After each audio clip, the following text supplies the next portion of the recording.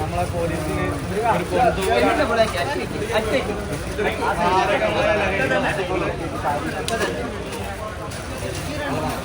നമ്മളെ കുട്ടികളിലേക്ക് എത്തിക്കേണ്ട സാധനമാണ് ഈ കാണുന്നത്.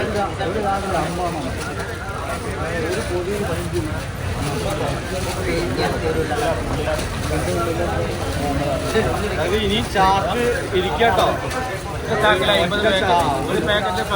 ഒരു ലോറി മുഴുവനാണ്. അത് കേരളത്തിലെ ഏറ്റവും വലിയ ഹാൻഡ് ആണ് ഇവിടെ.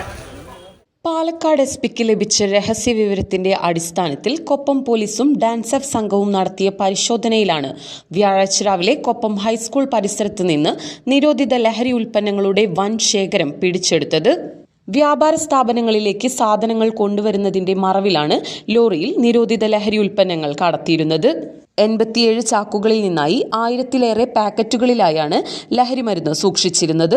ഇവ കൊപ്പം, പട്ടാമ്പി, കൂറ്റനാട്, ചാലിശ്ശേരി, തൃത്താല തുടങ്ങിയ മേഖലകളിൽ ചില്ലറ വിൽപ്പനയ്ക്കായി എത്തിച്ചതെന്നാണ് സൂചന.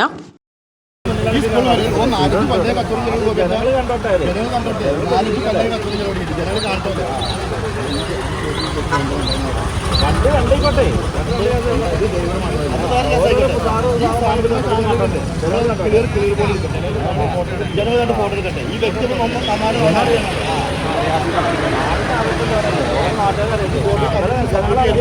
പോലീസുകാർ പറഞ്ഞതേ വൈകുന്നേരം ആവുന്നുണ്ട്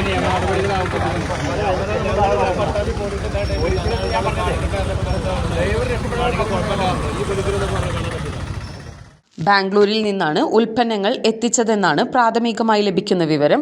സംഭവത്തിൽ ലോറി ഡ്രൈവറെ കൊപ്പം പോലീസ് കസ്റ്റഡിയിലെടുത്തു. വിശദമായ അന്വേഷണം നടത്തിവരികയാണെന്നും പോലീസ് അറിയിച്ചു.